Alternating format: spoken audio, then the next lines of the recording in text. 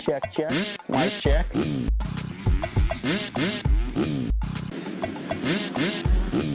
Fly racing.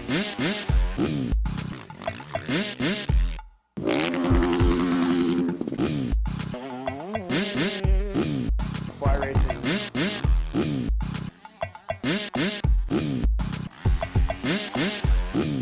Fly racing.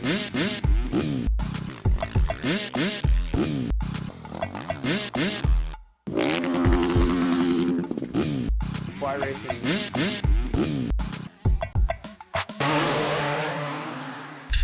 MX Network production. This is the Fly Moto 60 show. Presented by Maxxis Tires, Get Data, Decal Works, 100% Goggles, Vertex Pistons, Plum Creek Funding, Seat Concepts, and Zool. On PrepMX.com, taking your calls and looking ahead to the races with your host, Steve Mathis.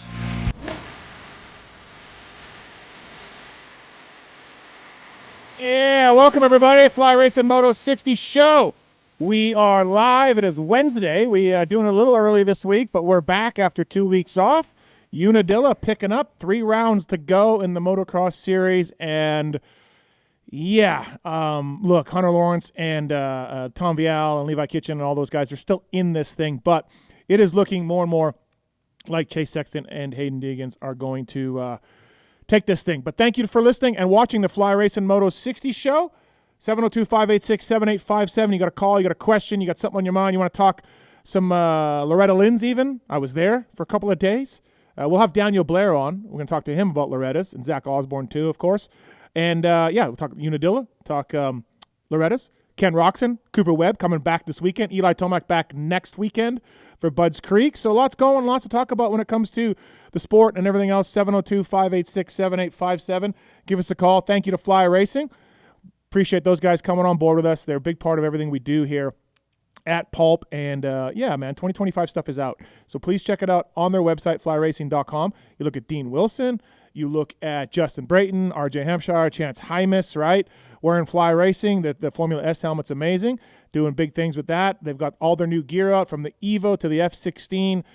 Up and down the lineup, they've made some improvements in the knees for some material, added some material there. And, of course, styles and colors and the BOA stuff and all of the usual fit and features that Fly Racing is known for. So thank you to the folks at Fly Racing. I went riding the other day in my Fly Racing gear, and I think I've decided after trying all of their gloves, and gloves are so specific to every rider, right? The pro riders, gloves and boots and all of that. But I think when you look at the gloves that Fly has, and I've tried them all, I think I like the mesh gloves the best. Just low padding, lightweight. Yeah, I think I like the mesh. I don't know. That could change. But anyways, thanks to the folks at Fly Racing. Decal Works, Maxxis 100%, Vertex Pistons, Plum Creek Funding, Zool's, Seat Concepts, and Get all on board with us as well. And you, Zach Osborne and Daniel Blair calling in. So we're doing a show one day early, and you can really tell for the employees on who wants it, who's here, who's dedicated, who steps up in the time of need. And it's the Tits Legere. Tits, what's up? As long as it does not interfere with my golf, I will be here for you. We tried to do this Friday. Yep. You're golfing. Busy. So today was the day. Today was the day. Where's Marks? Not here. He said he had other things, but I don't know. Yeah, no, I highly doubt that. Yep. All right, let's get our guest on if we can. Thanks for watching YouTube, by the way. Thank you for listening to the show. 702-586-7857.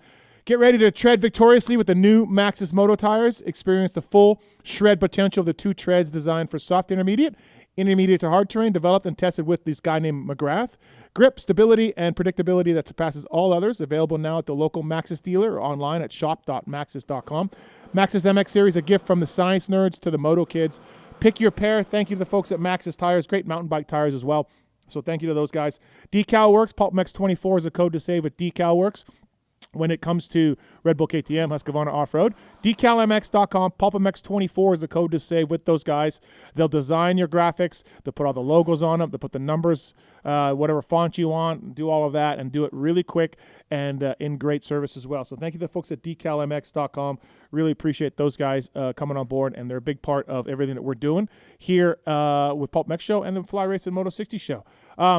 I do want to talk to Daniel about Loretta Lynn's gate pick and the spoons for the first motos. We've talked a lot about this over the years. We put up a clip from the Renthal reaction, and we definitely got a little bit of criticism from a lot of the people on there on the comments. So I don't quite know why, but lots to get into when it comes to the show. And again, we got some phone calls on hold, but let's get to the star of this show, the one that with the value, the opinions of the guy that we really value here.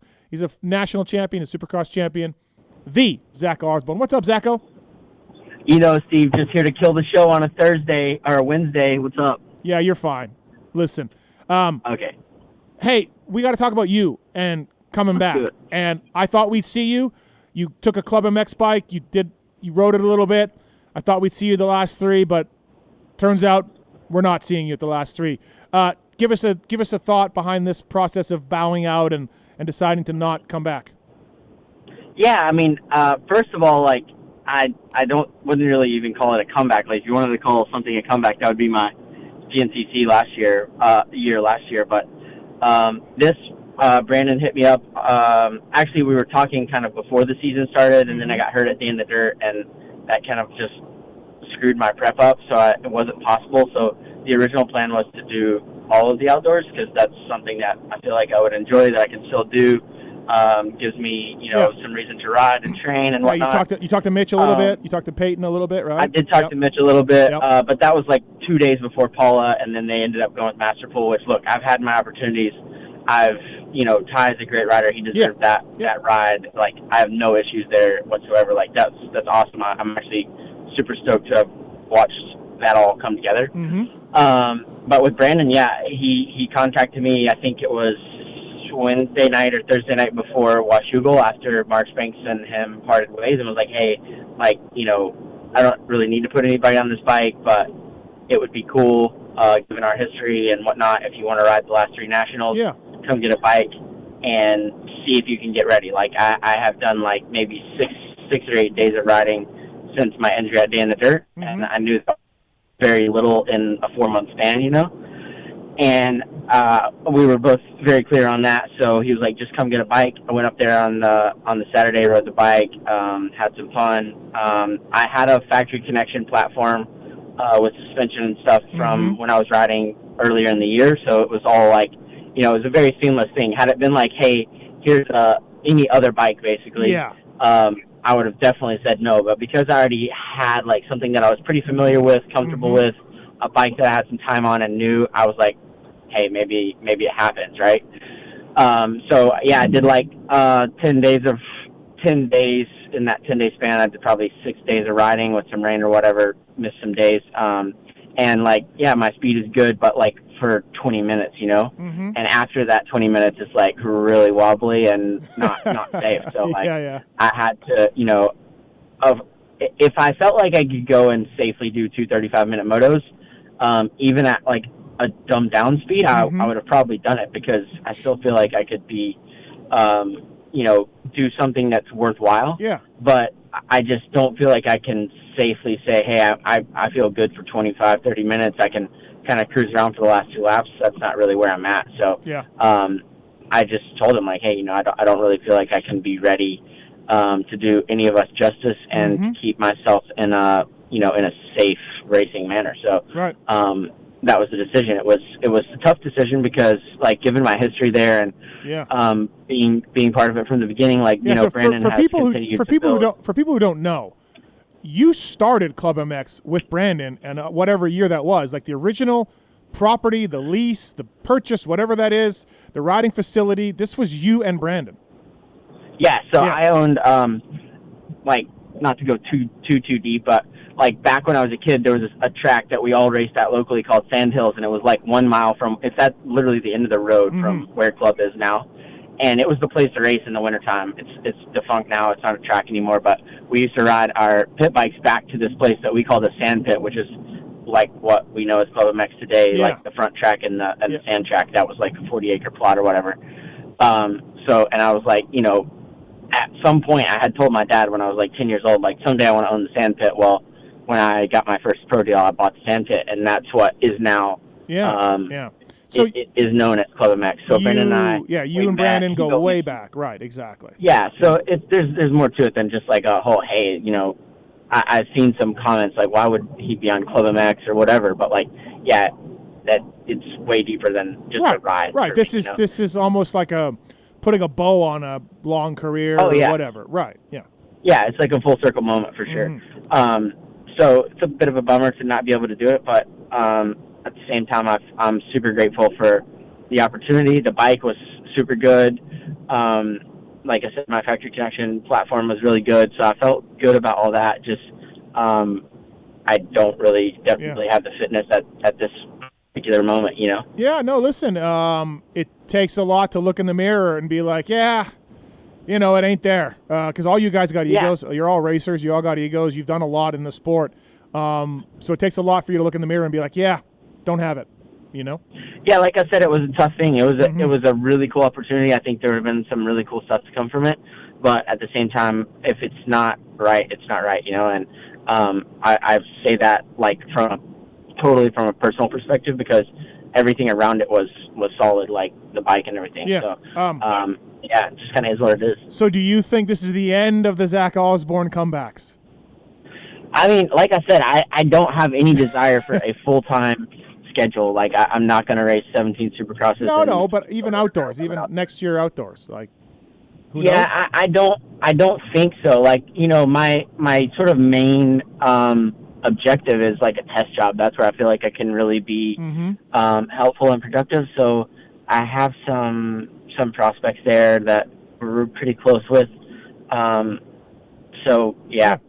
We'll see. I mean, also I have some opportunity in other places, and like at the end of the day, I still enjoy riding. That's the main thing. Sure. Yeah. I want to be in a place where I can ride a good bike regularly. That's it. Like that's all I really desire from it, I guess. Yeah. Listen, I've heard you tied to a few things out there.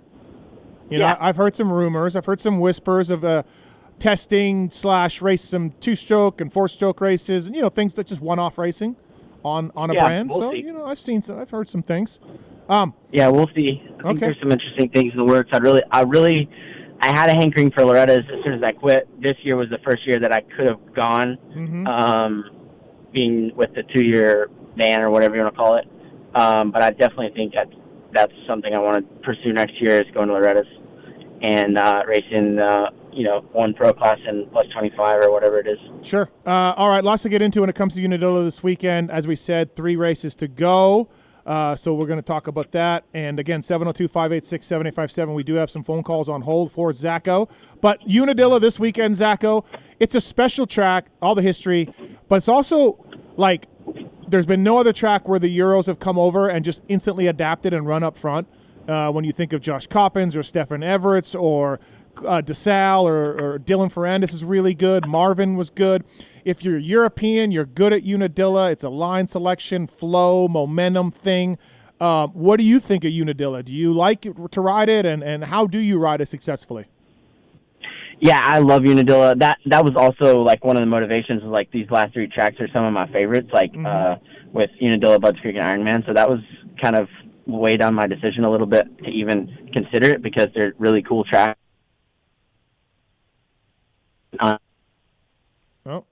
How much fun you have there. Yep. And they're never better than Pro Day, in my opinion. Yeah. But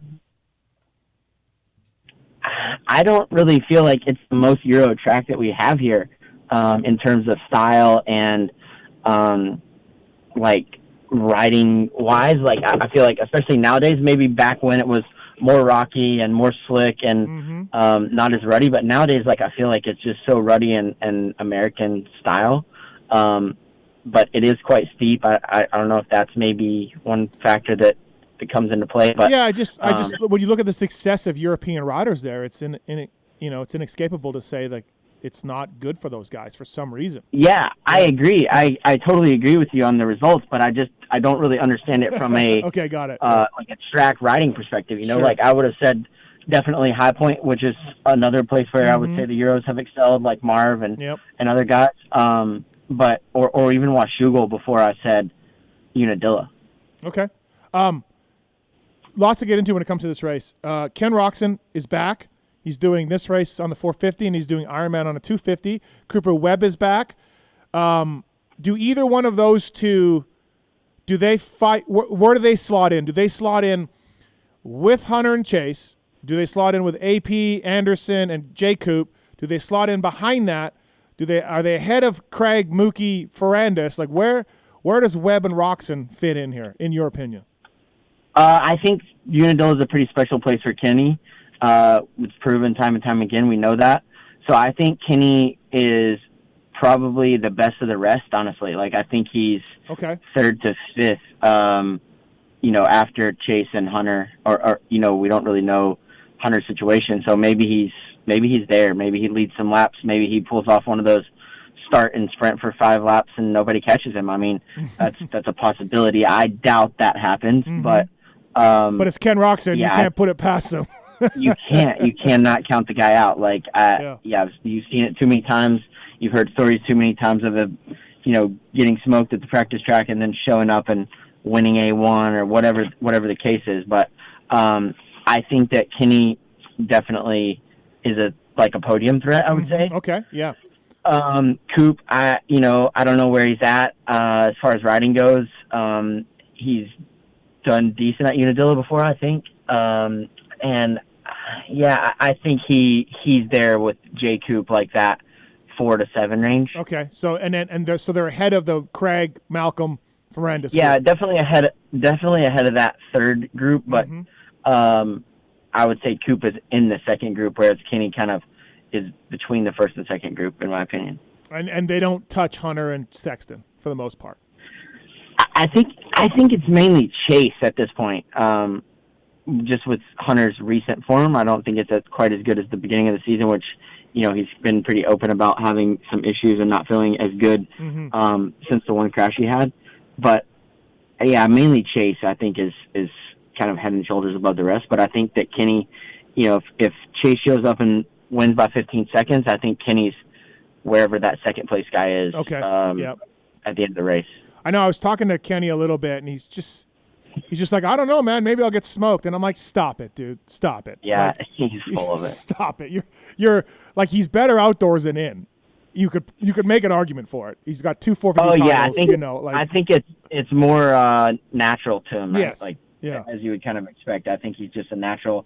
And like I said, Unadilla, the one year, was it 19 when he went 1-1 and just like destroyed everyone? Yeah.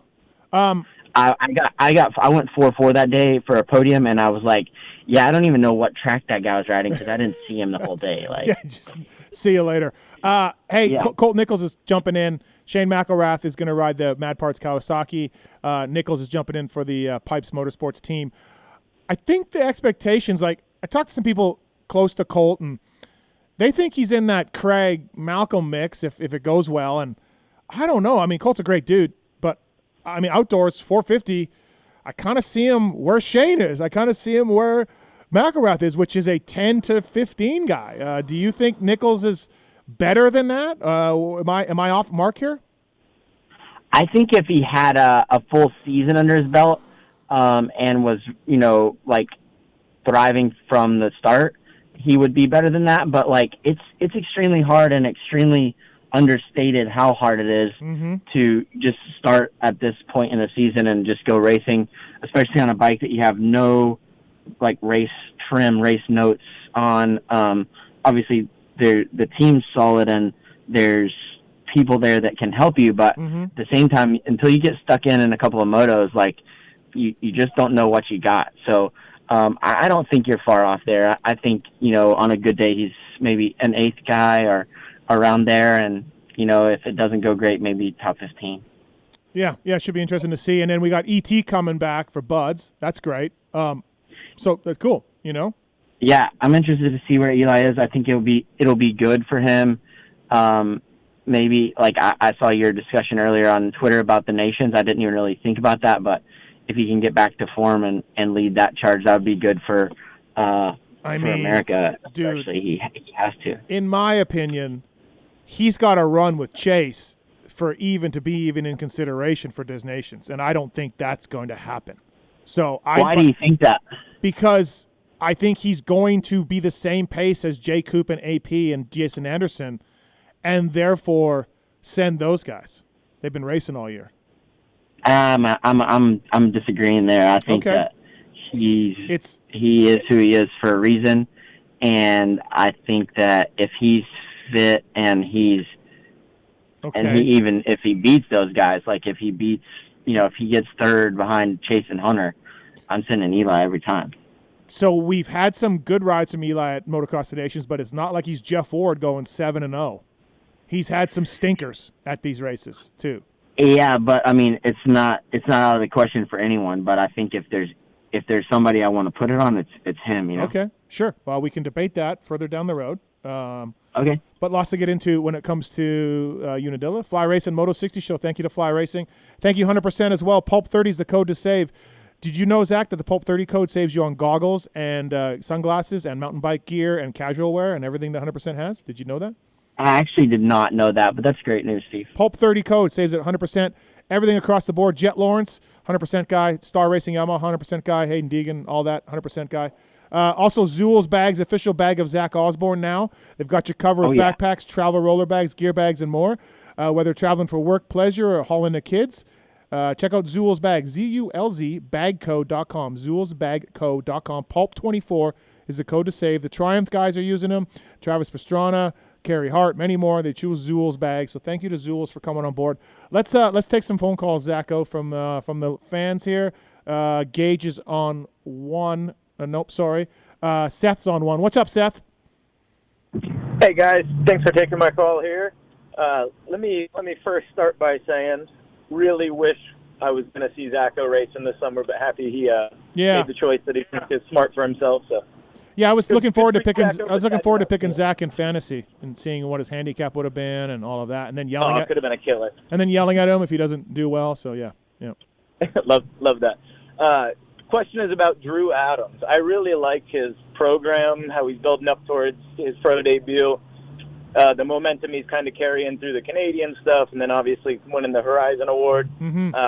I have a feeling he is going to be one of the Tomac Barcias when he jumps in and kind of make an instant splash. Maybe not win his first race, but with his momentum and racing some really experienced and good guys, I only see it trending upwards. What do you guys think about his program right now and then his debut coming up? I think you're shooting too high. That's myself. But he rode great at Loretta's. And Zacho, what do you think?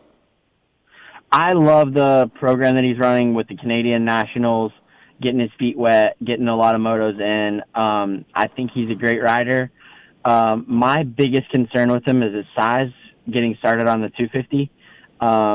Yeah, he's a big guy. Yep. Kind of trying to find success. He's super skinny, so it may be okay. But still, I think, he probably has to weigh like 160, 165, which is pretty heavy compared to some of the guys in the class. I definitely think he's tall. He's pretty tall. Yeah, he's probably 6 foot, Steve. Yeah, he's taller than me, I think. Yeah, I'm almost 6 feet, so he's taller than me.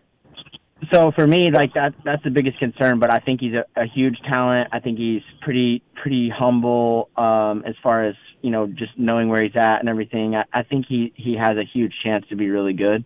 But like we've seen so many times, like it's all about those first couple races and first year and getting through Supercross healthy and all that. There's just so many factors to call it a superstar right now. But the potential's there, I think. I think what we see is he's going to race Ironman, and then he's going to do futures again, and then come out for outdoors for Mitch next year. I tweeted about this too, Zacho. They said it's his professional debut at Ironman. No, it's not. He's racing under the amateur rules of like 45 points. It's not his professional. Oh, really? I didn't really realize that. Yeah. He's not turning pro officially. Like he's going to jump in and do what the amateurs have done before, Ryder D and others. Gotcha. So I love that rule. I think it's a great addition. From a couple years ago, I think that it's something we needed. I wish the points were a little higher, to be honest with you. Mm-hmm. But yeah, it is what it is. I think that Drew will do fine as long as he gets some starts. He's really ascending. Like you look at a couple years ago, he was pretty young racing, and now he's kind of hit that growth spurt, and the kid's got a bright future for sure. Seth, do you want a pair of? Is he going to win this? Is he going to win this title this weekend or no? No, I don't think so. No, he's 8 points back. He's got even if Benoit goes 2-2, it's not enough. And T-Dags hasn't been close enough to these guys, but Badaglia rides Walton really well, so maybe. Yeah. Seth, you want a pair of goggles from 100% or Fly Racing? Yeah, I'd love that. I just got back into riding after about 6-7 years. Got myself a Blue Crew 450. So nice. Some goggles, Yeah, bro. goggles will go a long way. That's great. Did you get Blue Crew because of like Pulp MX and how much we love Blue Crew? Yeah, honestly, I got the white one, the anniversary one. Yeah. I just thought it looked awesome. It does look awesome. And so now they want to get me a 2025, but they don't make the anniversary one. And so I'm trying to keep the 24 anniversary one, and they don't really want me to, and I'm pissed. So, all right, Seth, we're going to put you on hold, and you can pick which pair of goggles you want, all right? I appreciate it. Thanks, guys. Thanks and what's the Roczen 250 class prediction? No, we have to wait for the Moto 60 show before Ironman to hear that. Yeah. All right, yeah. fine. All right, yeah. Thanks, guys. I will dive into that, but we have to wait a couple weeks because I think it's really super weird. But anyways, Gage is on 2. Gage, you want some Roczen predictions for this weekend? Yeah. Well, we kind of covered it, right? Earlier, it sounds like y'all kind of already talked about it. Yeah, I mean, Osborne. Look, Zacho's not saying it's going to happen, but Zacho said that if you see Ken Roczen leading laps and taking off, don't be surprised. And I think I'm there. there. I am as well. You can't put anything past Kenny. No. But I do have another question. Okay, for go you. ahead. Yeah. So since Kenny is going to be riding 250 at Ironman and HEP, they kind of taking the 250 program away. Mm-hmm. Is Kenny going to be Is he going to be aboard like a Bar X? Yeah, it's going to be a Bar X bike. Yeah, Bar X is going to help out and build the bike, and Dylan Schwartz and those guys are riding it. So it'll be a Bar X bike. All right, well, cool guys. All right, well, thanks, Gage. I appreciate it. Thank you, man. Yep. Appreciate it. Thank you. And Alex is on. I think that bike's better than it gets credit for, though. The Bar X bike. Yeah, it's fine. It's fine. Is it the fastest bike in the class? No. But is it holding back? No, I don't think so. All right, let's go to Alex is on 3. What's up, Alex? What's your question, man? Hey guys, this is for both of you. So I saw on Swap this morning there was a discussion about Marchbanks being quote unquote fired from the club. I'm curious, and maybe Zach, since he's kind of close to the program, would know this. And I get that a lot of this is hush-hush, but, what would have potentially happened that he was fired? I know that there was already talks that he was going to Pro Circuit and everything. Yeah. And I'm sure the team knows this, but I'm just so curious why he would be fired or what he could have done to have gotten, quote-unquote, fired. Zach probably doesn't want to touch this one, but I can. Understandable. Zach? Yeah, I don't know the whole story. I don't know. Honestly, Garrett came back. He ran out of gas at Southwick. He had some other bike problems. He's been frustrated. The team knows he's leaving. I think it was a I quit, you're fired type of scenario. Like whatever happened first, I don't know, right? But I think Marchbanks was not happy and was expressing himself about his unhappiness. And I think club was like, we don't like you being unhappy. Please leave. And so, right. So I don't think it was on it. I think both sides needed a fresh start. So that's where I'm tight with some of those guys. So I think that's kind of where it went. I don't think you can blame one side. I don't think Garrett was just like, hey man, I'm fired. Like what? I think he was like, this sucks. I'm having these issues. You guys suck. And then club's like, no, we don't. You're fired. Something like that. So right. So last part to that, and I'll let you guys go. What do you think his ceiling is now that he's back on Kawasaki? That's a great point. That's something I was going to ask Zacho about. So let's do it now. He's on Pro Circuit for this weekend. Zacho, he's going to get in the SMX and everything else. He's a big guy. What you said about Drew Adams. But where do you see Marchbanks slotting in? Like to me, he's a 5 to 10. With the start, yeah. I mean, the concern again is size, and I think Garrett's more like 185, instead of 165, like we were talking with Drew. Like Garrett's a grown ass man, So yeah, I think that's 5 to 10 is possible. I don't know if it happens this weekend though. Okay, all right. So you're a little more pessimistic than I am. So. I think the PC bike is really, really good. I think it's almost as fast as a Star bike at this point. Like I think that those guys have made some really good gains towards their horsepower. But man, I just I see Joey getting 12th place starts and getting 6th and 7th, and I know kind of where he's at and what he's put in, and I just I have a hard time seeing Garrett be much better than that, really. Sure. All right, man. Thanks, Alex. Thanks for the call, man. Yeah, thank you very much. Appreciate it. Fly Racing Moto 60 Show, flyracing.com. Zach Osborne won all his championships in fly racing gear. And check out their 2025 products out now. Daniel Blair coming up next. Thank you to the folks at Seat Concepts. They've been proudly developed and handmade in the USA by true motorcycle enthusiasts. They're up there in Idaho. Each seat incorporates a proprietary foam formulation. They're designed to provide unmatched support and impact dampening. Seatconcepts.com. Pulp MX 24 is a code to save. On-road and off-road stuff. So I know that the rally stuff and the what the hell is it called? Like a Tenere. What's that? Like on off-road? Like Adventure. Adventure. Thank you. Adventure biking. I couldn't think of it. But adventure biking guys are big, and it's getting big, and so Seat Concepts has seats for you is what I'm trying to say. Pulp MX 24 for you adventure folks. Zach Osborne here on the show. Let's go to Matt on 4. What's up, Matt? Hey, Steve, question for you and Zach about Tomac predictions, assuming he comes back for the end of the season. Where do you guys think he stacks up? I personally think he'll be like top 5, struggling to get on the podium. Do you think he's kind of with Hunter Lawrence, or what do you guys thought? We just covered this. Zach goes high on him. I think he's right 3, 4, 5. So Zacho, and you think he can beat Hunter? Yeah. I think 2 through 5, but more like 2. More like 2. Yeah, I don't know. I'm not that high on it. I think he's been off a long time. He got hurt again. He missed all last season. All of that stuff. He's older. Yeah, I must have missed that portion. So, have you guys heard anything on if he plans on coming back, or yeah, see him? Yeah, no, he'll be back for 2025. The press release should be out next week. Full season or just Supercross? I think same deal. No, yeah, Supercross, and then he'll decide. Oh no, I meant do you plan to see him back this motocross season? Yeah, he's back next week. Yeah, he's back for Buds. Oh, he is. I must have missed that. Yeah, so. Back for Buds, back for Ironman and SMX. Awesome. I appreciate it, guys. All right, thanks, man. Appreciate it. All right, Zach Osborne here on the show. Zacho, before we let you go, give me your winners for this weekend, Unadilla. Give me your what you're thinking. Chase Sexton? Well, what? Chase Sexton?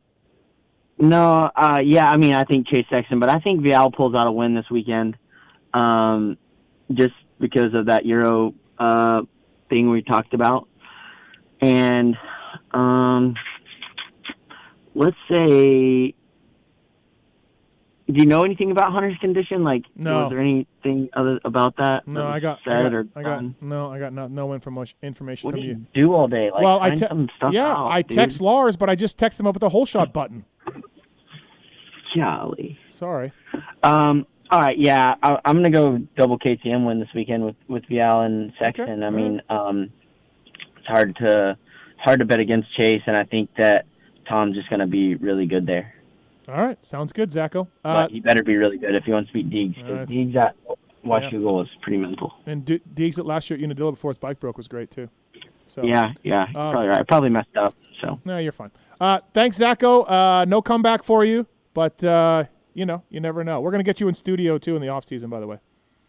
Yeah, let's do it. All right, sounds good. Thanks, buddy. Later. See ya. That's Zach Osborne, everybody. National champion. Supercross champion, Fly Racing Moto 60 show here, 702-586-7857. Got a few lines open. I want to thank Zach Osborne, and we're going to get right into our next guest here. I got a cat on my desk as well. If you're on YouTube, you can see the cat is right rubbing my microphone. What's up, Daniel Blair? Yo, bro, what's up? I got a cat on the desk. He's just enjoying the show. It must be riveting. Yeah, absolutely. Thanks for coming on. I want to talk Loretta's with you first. Oh. You're the team manager for the Orange Brigade, the Gas Mob, whatever the hell you call Husqvarna. How'd Loretta's go? How'd it go as a brand? My tail is still in between my legs. Okay, right? Yeah. Not well for the brand. It was great. I mean, I have my roster, and then we have, of course, the expanded roster, which would be everybody. So we did really, really good in a lot of cool ways in a lot of areas. But just my individual team, your guys. Oh, I'm not afraid to admit when things are bad, so I'm gonna do it. Yeah. But we won one championship. My team did one, and that's. We usually win a lot, so this has been a hard couple of days to deal with. But overall, I'm happy to get out of there. My God, it was so hot. But We got to be better next year, Steve. We got to be better. All right. Would it be safe to say the surprise, and I don't even know if he's on your team, the Aiden Zing Super Mini? Was that the surprise? Was that a really cool thing, or did this kid earn himself more support from you guys?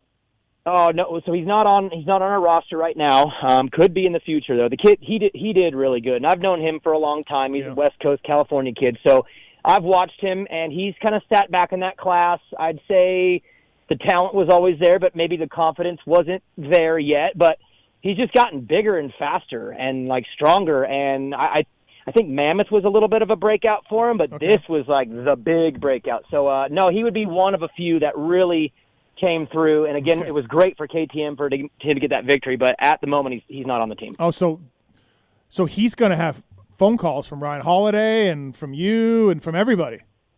He's probably Donnie already Luce. everybody but Cobra. Yeah. Cobra. Okay. So let's get him signed, DB. Okay. Hey, so we did talk about gate pick on the Renthal Reaction. Me and Parabinos did, and then we put it on social. And honestly, I'm surprised. Like, I just think the seriousness of Loretta's, how important it is, how big it is, how it's outgrown its original idea, which was a family vacation for fun. It's very serious, very big business. And the first motos are drawn by spoons, right? And to me, it's dangerous, and it's not right. And you can just easily, MX Sports' thing is like, we don't want the guys on Monday practice to go crazy and hurt themselves and going for gate pick. And I understand that. And let's keep it non-timed on Monday. But you have regionals that you can pick these gate picks from. But here's the point, I guess, Daniel, is I would say overwhelmingly on social, on Instagram, the comments are like, stop whining, Paul and Steve. You guys are a bunch of babies. Where do you stand on all this?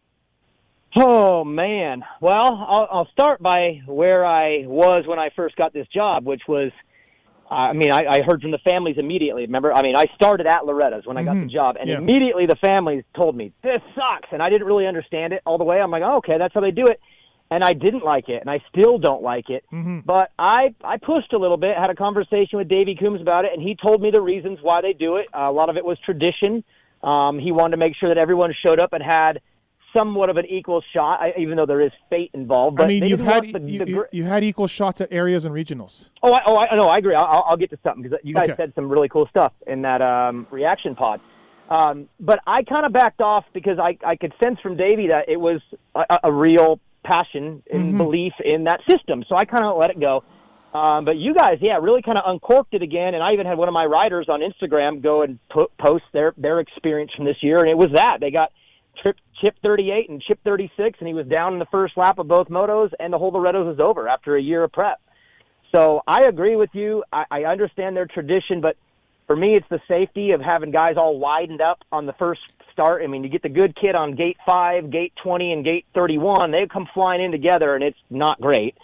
And I don't like the fact that it is not fair, but I also have learned to respect MX Sports' positions on certain things that I feel like they're very passionate about. So I've laid off, but man, if we can get a little momentum going and get the conversation started, I'd love to be part of it because I have a lot of angry kids on my team that draw in the 30s every year. So. Dude, I just don't get it. Tradition is fine, I guess, sure, but there's a lot of traditions that we don't do anymore. We don't have NFL kickoffs anymore.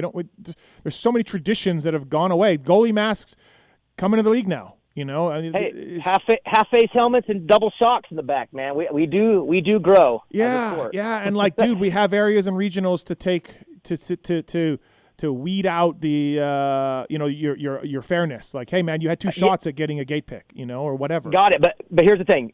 I think it is an easy fix, and you guys you scratch the surface with it. They take the top. There's 7 regions, so if you take the top 2 kids out of each region, that's 14. Have them draw out of bucket 1 through 14, and then have the rest draw from 15 to 42. That way, at least when you're good at the regional, you're rewarded, and you get to draw out of the good bucket. They can still do chips and buckets and they can do all that, but at least let the good kids that earn it pick in the same block so that they're around each other on the start, because it's not good spreading these dudes out. Imagine right now if you took the 5 best starters in Supercross and spread them out across a 22-man gate and threw them into, a 90, like at Detroit. Like that, it's going to be bad. So I'm with you, but there's certain areas where I push and certain areas where I've kind of laid back, and that was one of them. But you're turning it up. I just don't get it. And Davies told me, well, we don't want to do Monday because we don't do gate pick on times on Monday because we don't want people to get hurt and go balls out. And that makes sense. And I get that. So no problem. Leave Monday untimed. But you can just simply do the regionals. You don't even need to do 2 buckets and all of that shit, Daniel. Just go. Just know that if you won your regional, the worst pick you're going to get is 7th. Because say they rotate the regions, right? I'm good. I'm good with any of that. I'm good with any of that for sure. Yeah, it's a weird deal, but it's odd to me the pushback on social, like from these fans that are just like, I mean, these are the same keyboard warriors that complain that Mike Brown and Andrew Short are racing at the ranch. Like, what are they supposed to do? They don't race professionally anymore. Right. Like. Well, I think that any fan that says that, go for 1 year, take your kid riding, and just go at it. Like take out a second mortgage, do it all, go for it.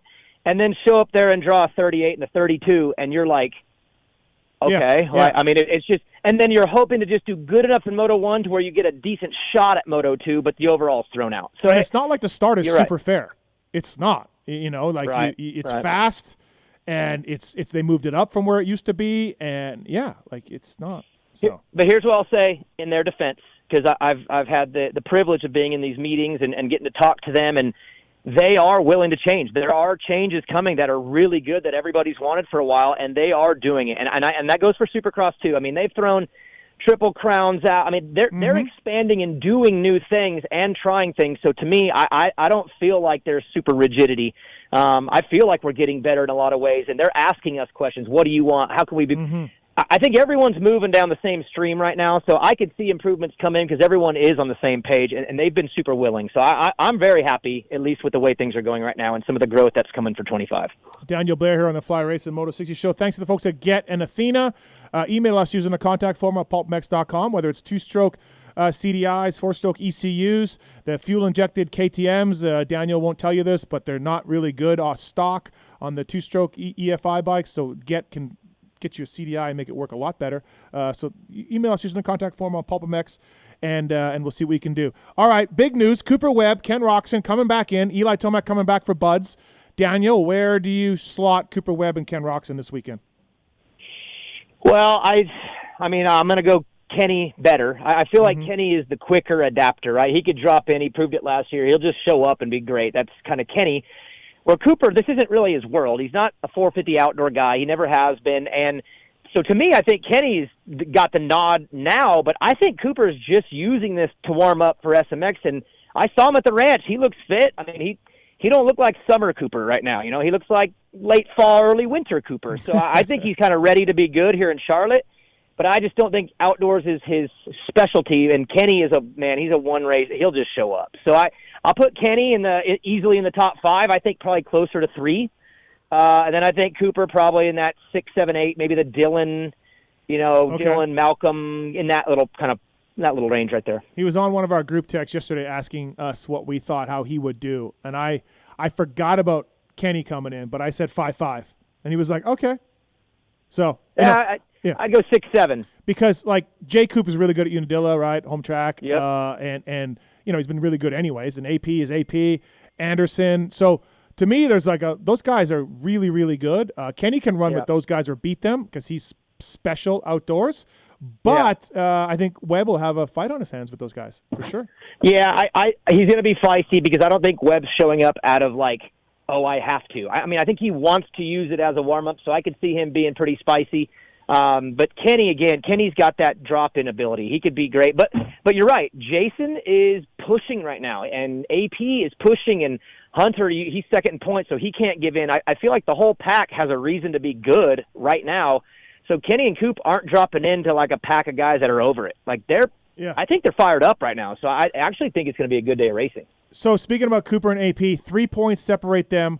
A lot of riders, factory riders, have top 3 in the point bonuses. Some just have 2, but most have 3. And so this third spot is up for grabs and some money as well. Now, Jay Coop will be great this weekend at Unadilla. AP's got him covered at Ironman. Buds is maybe a saw-off. 3-point difference. Do you have a guy, DB, out of Jay Coop and AP to emerge as third overall? It's just going off my gut, but I feel like AP is kind of caught wind of something here, and I think he's going to be good at these last 3 tracks. But then Justin, Jay Coop's really good at these too, so it's kind of a flip of the coin, but my gut tells me AP is kind of catching fire right now. So I guess I'd lean that way, but that's a toss-up, and that's what's cool, and I do want to make that point. I get a little bent sometimes. Well, not bent. I just get a little bored of the championship when someone pulls away and it's like, it feels like the title's over. But there's these little battles inside that always end up like mattering. Like Phil and Freddie, they're close to both being top 10. They're right by each other. That's a cool little privateer battle into these final three. Jay Coop and AP, like they're not that far behind Hunter either, so he can't really slip. So there's a lot of these cool points battles inside that actually will matter. Outside of just the winner, so that's kind of where it's got my interest to close out is those little battles, So, but I lean AP a little bit. Yeah, honestly, I asked you that question, but yeah, flip a coin. Lots can happen. Oh, yeah. DNFs, crashes or whatever. So yeah, it's really a flip a coin. Ty Masterpool, I hear his deal is done for Pro Circuit next year, indoors and out. Yeah, I talked to Mitch, and Mitch is like, I don't really have room, but I gotta, this kid's awesome. He won races for him, and Mitch Payton's all about winning races. But it'll be interesting to see Ty Masterpool with an entire offseason on a rigid team structure in California, riding Supercross. What he can do. Can he win? Probably not, but he can definitely get better. And then outdoors, man, I don't think it's out of the question to talk about a lot of podiums for Ty Masterpool. Yeah, I'm interested in the approach. I think if they approach it smart, this could be really, really done well. And it all comes down to expectations. That's where a rider's confidence can either soar or fall based on what the expectation is. And if he or they have an expectation that, we're just going to get him really, really good at Supercross, I don't think that's fair for him. Okay. I think that the goal should be, I would tell him your job is to do them all. Just go out there and do them all and be solid, get in those main events, stay out of trouble, and then really in April we'll start churning you up for the summer, and try to use it as some momentum with confidence based on a low expectation. So if they do that, he might be their best guy outdoors outside of Levi Kitchen, and that's what they need him for anyway. So it's got to be in the approach. You just got to keep it mellow for Supercross for the guy. Don't make him try to be something he's not year one. Just stay clean, get through it, and then come out firing next year with some more momentum. And he's one of the title guys. He's won an overall. If you've won an overall in that class, you got to be considered as someone who can do it, and he has. So I just keep it cool in Supercross, guys. Keep it cool. Just chill. AllBallsRacingGroup.com for Vertex pistons. Vertex, precision equals performance. Manufactured in Italy, Vertex pistons are both cast and forged. While the gaskets are made in the USA, Vertex is a proud partner of the KTM Group, I believe. I think you can get Vertex through the KTM hard parts thing. And, rebuild kits for ATVs, UTVs, and dirt bikes. Vertex pistons, AllBallsRacingGroup.com to learn more about the complete offering there. Let's take some phone calls, DB. We got Cole on one. What's up, Cole? What's your question, man? Hey, guys. I had a question about Shane McElrath and Hep Suzuki splitting up late in the season like this. Yeah, go ahead. And what was the deal there?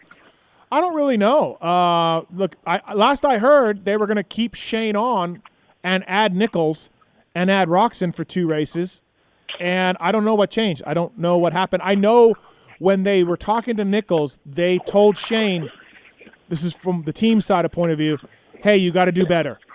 And then he did do better, so they kept him. And then I don't know what happened recently. Daniel, do you know anything? I don't. I actually don't. But it's funny how this one happened, and then the Marchbanks one happened, where you had an actual team switch mid-season, which you've seen guys go away in the middle of a season, but you don't see them pop up somewhere else on the other side of the pit, like, hey, I'm still here. I'm just over here now. And that's kind of unique, and I actually don't hate it, to be honest. If a relationship's going different directions and you're going that way and they're going this way, and it just kind of is a little uneasy, then guess what? If it can work, let the rider go get a head start on their next chapter, and you get a head start on your next chapter without him. So that's the club deal. I know is like a big, oh my God, but I don't see it being a problem for either. I think it's better for both. Look at Marchbanks now gets to ride the bike he's going to be on next year, get a little head start on it. That's cool. And club gets to start focusing on their next move without him, and obviously he was their anchor. Yeah. So to me, it's like a little head start into the offseason to let both sides get going, and if that's what Shane and Matt, if he's going to Mad Parts and staying there, this is a super good thing for him because he's going to get a warm-up on the bike that he'll be on next year. So if these situations arise in the future, Daniel's just it's better for everybody if you just break it up sometime. You're just ELE. Yeah, I get it. Thanks, Cole. Thanks, man. I'm kind of with you on a little bit on that, all of that, because they all found homes, right? Everybody found homes. I mean, I think they're all stoked this weekend. Like I think they're all happy. Faith is on 5. What's up, Faith? You want to talk to Team USA? Yes, sorry. Who's going to be the 250 rider? 250 rider for Team USA, Daniel. Thanks for the call. Appreciate it, Faith. Appreciate it. Daniel, Deegs may get some hardware removed. I still don't understand why that would keep him out of destinations, because like getting hardware is a surgery, but it's like a couple weeks, right? Like it's not that big of a deal. It's only a week off after the last SMX to destinations. You would think that he would want to ride it. I don't understand that. But if Deegs is out, Daniel, I think you just take the next highest placing rider that will go, and I think that's Chance Hymas, because Levi Kitchen and Kawasaki don't support the event. Yeah, and there would be a lot of Honda support because the Lawrences are still going, right? They're in? Yeah, they're in. Yeah, so at least the team structure will be there around him, the people that he's around. So the one name, though, that I hate to leave out of this, and because he hasn't been there, is RJ. Yep. If he comes back and he's just immediately like one of the boys, it's hard to not go with someone who's turned out to be pretty trustworthy, surprisingly, the last few years. RJ's gotten to be pretty solid. But at the same time, you got to be in it to be considered, and Chance has been in it all year and has been the big surprise. So I completely understand if they go that way, but if I'm just trying to build my best roster, I probably go RJ. Even though he hasn't been there, that would be my move, but I get why you would go Chance too. Makes sense. So we'll segue into a Team USA conversation we're having with Zacho. Like he thinks, and I know the AMA is waiting for Tomac to come back. I know they want to see where he's at. And Zach's like, yeah, you send him. You send him. And to me, you send him if he can run Chase's level. You send him definitely. But if he's just battling J. Coop and AP, it's not like he's been amazing at Destinations. He's won one, yes. He's had some stinkers also. So to me, you kind of just – J. Coop's a great starter. I would lean towards J. Coop over AP. But, like, I don't think it's an automatic for Tomac to get on this thing. But Zacho seemed to think so. Well, when you're Eli, you kind of get the nod. Everybody goes, okay, you're you. But I would need to see it too, because he didn't race last summer. He is coming back off of an injury. Like I would like to see it first and not just go, well, it's Eli. Because Eli's also not the kind of guy that just like sends it in there and throws it out in a one-off. He's not like that as much as someone like an Anderson or a Barsha. Those guys will bring it for a day. And Eli, things have to be a little more right for him. So I want to see it right first. But I guess my first question would be, is he interested? Like, do we even know that he would go? Or is he like, what, guys? No way. Yeah, I think so. I mean, I don't know. I do not know. I haven't talked to Eli or John about it, but I would assume he's interested. Yeah. So. I mean, gosh, at full strength, you send him, Chase, and Deegan, and that's a great team. I am bummed about the Deegan one because – Isn't it odd, though? Why wouldn't – like, hardware is not that big of a deal. Well, and I mean, maybe that's only part of it, and there's more to it. I mean, for me personally, I would like to see him race DeWolf and the Conans, and well, not both of them, but one of them. I would like to see him go up against this really good pack from Europe. They got good dudes over there right now, and Deegan's our best. He's 54 points up in our series, so I would like to see it. Maybe he's thinking, you know what, I got some Supercross things to get started on early. Let me get this hardware out, and maybe I don't want to go and waste a couple of weeks riding out there to go race those guys. Like maybe I don't think he's the type to run, but maybe he's like, I just don't want to go race those guys. It doesn't fit with what I'm doing, and I'm not planning on being 100% at that time. I'm just throwing it out there. That could be a possibility too. He just doesn't want to race them. He didn't want to race last year either, which I understood. Like, I'm fine. Any rider doesn't want to race it. I'm totally get it. There's no money. Me too. You actually have to spend your own money to go.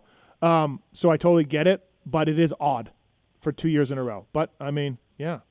I'd like it, but RJ or Chance would be good, and then Eli, AP, J. Coop. I mean, I think we could send a solid team, but it's going to be a lot of pressure on Chase. Chase is going to have to be the one to. Like, to me, in my opinion, and you and Osborne we definitely don't agree on this. In my opinion, unless Tomac and RJ or even Cooper Webb, if you need to come back and show exceptional speed for me to pick you over someone that's been there every week. If you're just in the mix with the guys every week that are there every week, I'm going with them because, hey, they're just as good as you, and they've been racing all year, and we're going to reward them. That's where I'm at. Yeah, I don't know. Well, and let's be real.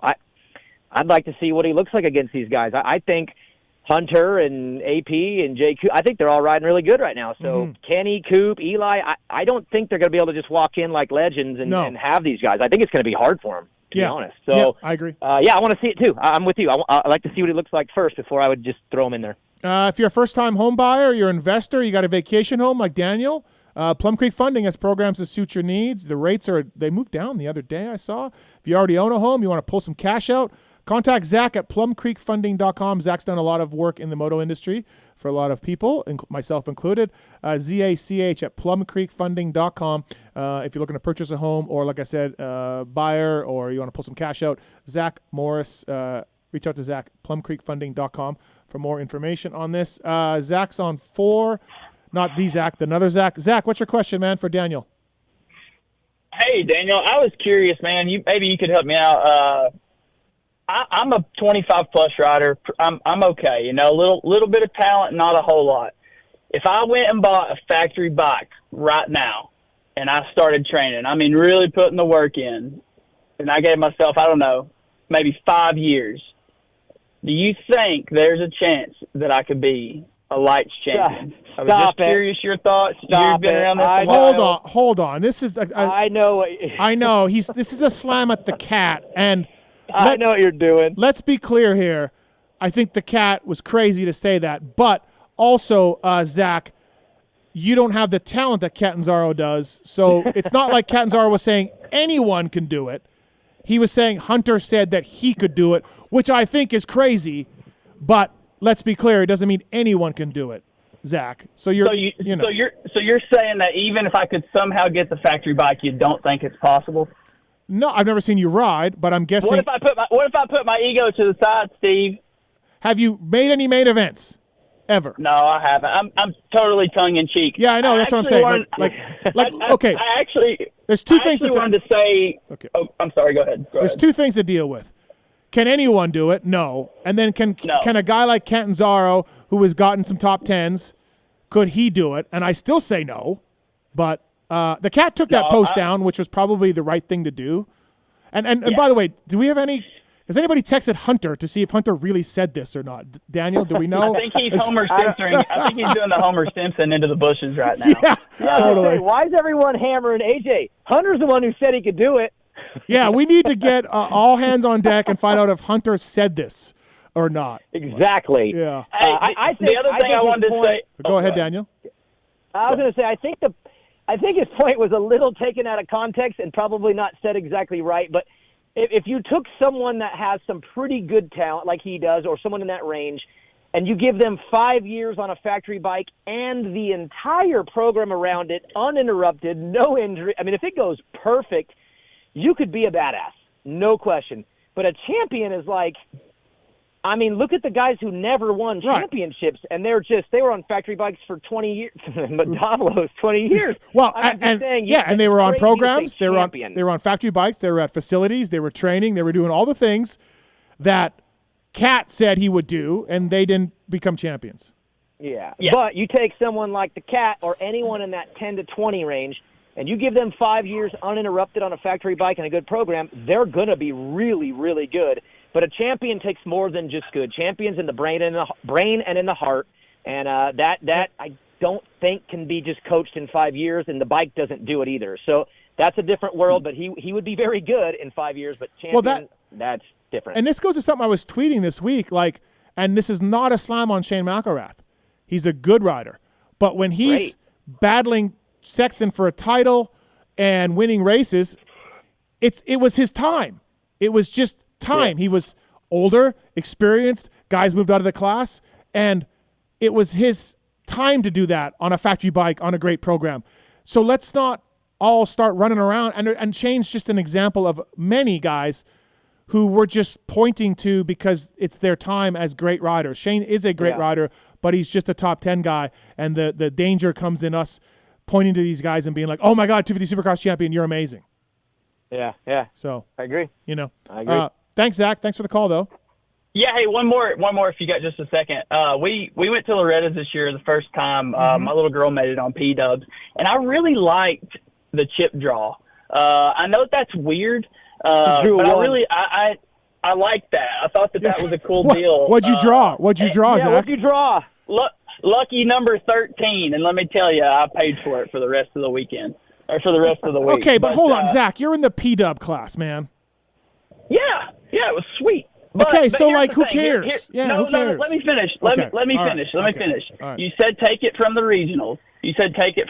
Which I get that. But a lot of those regionals, I feel like, those kids aren't seeing the best kids. So when they get to Loretta's and everyone's good and a lot of people have good bikes, I don't know necessarily that it's best for them to have a great gate pick. It's almost like the destiny of drawing it. You want to see what they can do. I mean, look at Drew. Drew went down in the first corner. He come back to second. So if there's some kid's dad who's saying you're messing with his career because he went down in the first corner, hey, man, that's part of it, is being able to get up and come back and get through a pack of guys when everyone's on good bikes So spend thousands of dollars to get to the race that means everything. Tens of thousands of dollars, and you draw 38, and the other guys draw top 10, and they're better riders than you because they beat you in the overall because you get a shitty start? No, I don't think it's – like I said, Drew fell in the first turn. There were several kids that fell in the first turn and and got inside of a good position. So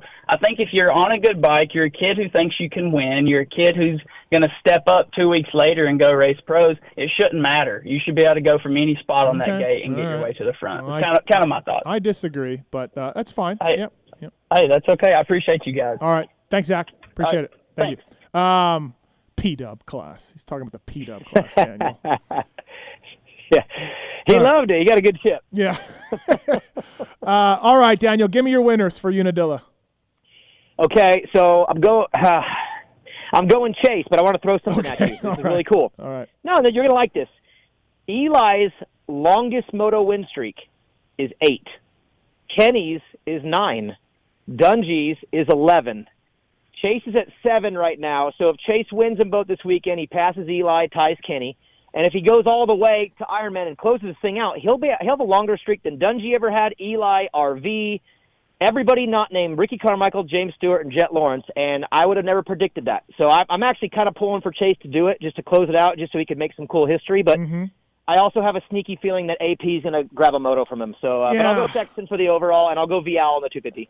I don't see Chase sweeping these, but that would be cool. I'm with you. I just don't see it. Something will happen somewhere. But I didn't see Jet Lawrence winning them all last year either.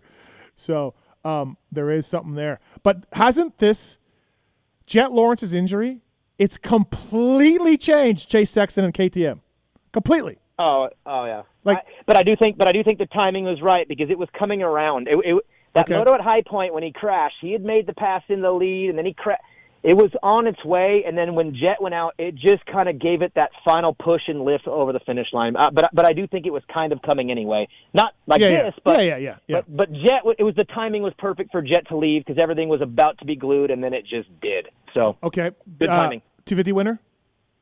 Vial. I think Vial. Okay. I think Washougal was good for him, but I think Vial. I actually think he goes 1-1. I'll go 1-1 Vial. Okay. Yeah. Listen, Unadilla is a great track for the Euro-based, Euro-bred riders for sure. And that's what I'm buying into. So I'm buying into that theory. So all right. If it's right, he'll win it. By the way, tickets on sale on pulpmx.com for the live show at Vegas SMX. Daniel will be my co-host.